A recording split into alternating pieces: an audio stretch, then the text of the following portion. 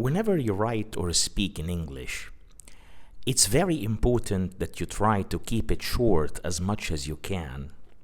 So we have always to look for some ways that help us to summarize or cut short what we're trying to say or what we're trying to write.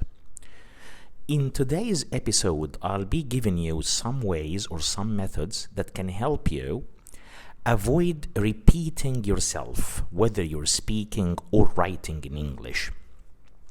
For example, if your sentence contains a to infinitive, which is also called in English or in grammatical language, we call it a full infinitive, you can use just the word to instead of repeating the whole or the entire to infinitive.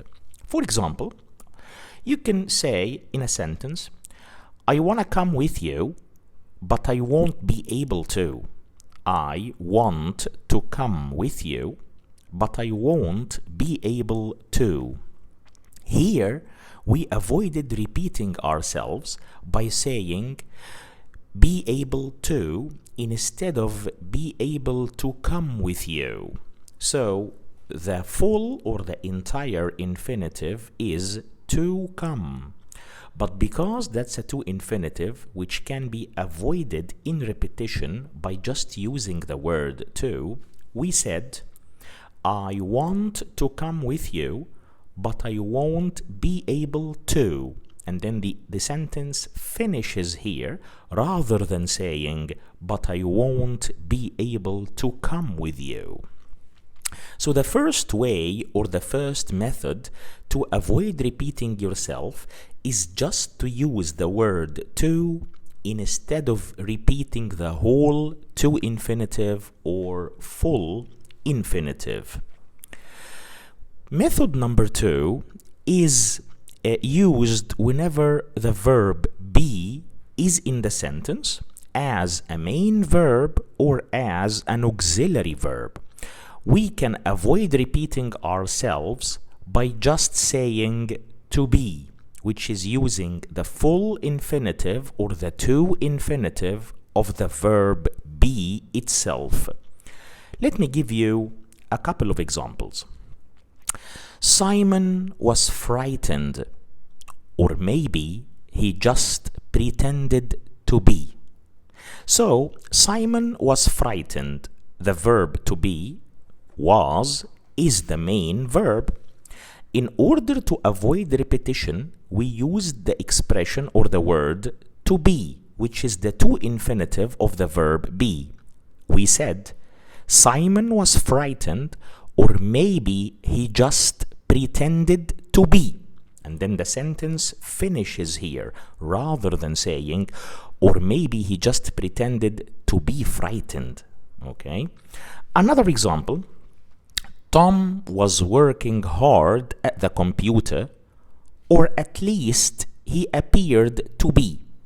So we are using also the phrase to be rather than repeating the whole verb phrase. If we repeat ourselves in this sentence, we would say, Tom was working hard at the computer, or at least he appeared to be working hard at the computer. You see how many words we deleted or we omitted just by using the to infinitive of verb to be. So this is method number 2 to avoid repetition in speaking or in writing. If the main verb or the auxiliary verb is verb to be, you can avoid repetition by using the phrase to be. In the second example, verb to be was an auxiliary verb when we said Tom was working hard at the computer. Working is the main verb and was is the auxiliary verb. Okay. What are the other methods that we can use to avoid repetition in speaking or in writing? We can also avoid repetition by using an auxiliary verb or a helping verb instead of repeating the whole verb phrase. A verb phrase is the group of the main verb and the auxiliary verb or verbs used with it. Let me give you an example. She says she has finished, but I don't think she has. So the verb phrase here is has finished. Finished is the main verb. Has is the auxiliary verb. Instead of repeating the whole verb phrase, we just repeat the auxiliary verb. In our case, that's has. So we say, she says she has finished, but I don't think she has, which means I don't think she has finished. Well, sometimes the verb phrase contains more than one auxiliary verb, maybe 2 or even 3. In that case, we only repeat the first auxiliary rather than repeating the entire verb phrase or the whole verb phrase. For example, Alex had not been invited to the meal, although his wife had. And the sentence finishes here. So we just repeated the first auxiliary, which is had. If we look at the entire or the whole verb phrase, Alex had not been invited. So we have 2 auxiliaries here, had in the negative and been, and the main verb is invited. But when we tried to repeat the meaning, we repeated it just by repeating or reiterating the first auxiliary only, which is had. So instead of saying, although his wife had been invited, we just said, although his wife had. So the sentence in general or in total says, Alex had not been invited to the meal, although his wife had, rather than saying his wife had been invited. It is acceptable, though, when you do the repetition, to repeat more than one auxiliary if the original verb phrase contains more than one auxiliary. The most important thing is not to repeat the main verb, because if you repeat the main verb along with the auxiliaries, this means that you haven't done any summarizing or any omissions. You just repeated yourself in full. And this is the thing we're trying to avoid. For example, we have 2 speakers here talking to each other. Speaker A says, they could have been delayed by the snow. They could have been delayed by the snow. Here we have 3 auxiliaries. Could have been. And the main verb is delayed. Speaker 2 can answer by saying, yes, they could, or yes, they could have, or yes, they could have been. So you can repeat the first auxiliary only, could, or the first 2 auxiliaries, could have, or the 3 auxiliaries, yes, they could have been. But you cannot say, yes, they could have been delayed. If you say that, that's not the best natural way or the best native-like way to say it. Well, sometimes the sentence does not contain an auxiliary verb because the verb is in a simple tense, either in the present simple or the past simple. So to avoid repetition in these cases, we must use the auxiliaries of these tenses. If the verb of the sentence is in the past simple, we repeat the auxiliary, which is did. That's the only or the sole auxiliary verb for the past simple tense.